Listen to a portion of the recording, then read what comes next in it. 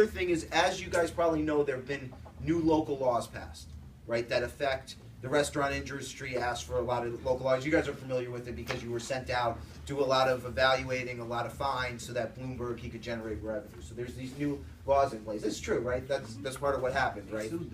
Right. So they've created these laws, put these laws on the books, City Council, that create some of this oversight in ombudsman at the Department of Health, certain boards.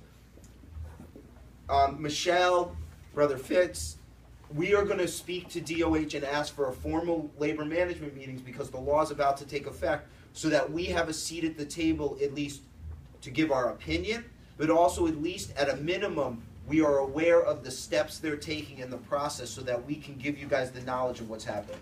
For example, it talks about in there you must have a code of conduct for inspectors, and I believe you're supposed to hand out the code of conduct now. You're going to have to do this, and we're also going to ask them for training when you go into the inspection. Well, my understanding is you currently have a code of conduct.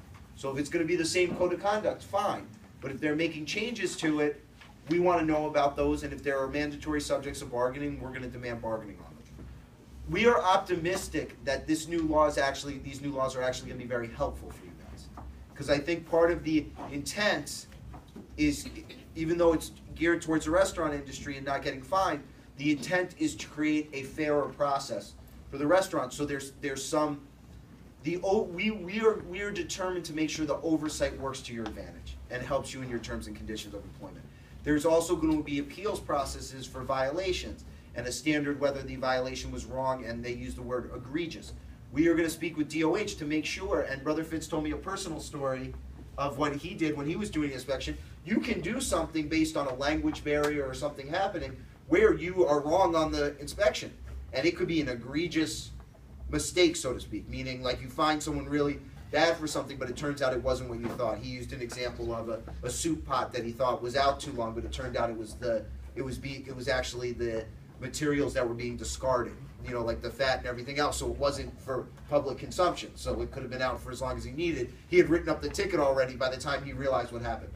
My point being is we're going to be very clear to them that we inspect them to keep the same proper standard of, it's not a disciplinary act if it's a mistake, or if it's a language barrier, or if someone's trying their hardest and something happens. You can still have mistakes. So those are all conversations we're going to be constantly having with them as this new process goes underway. I think that's what he asked me to discuss.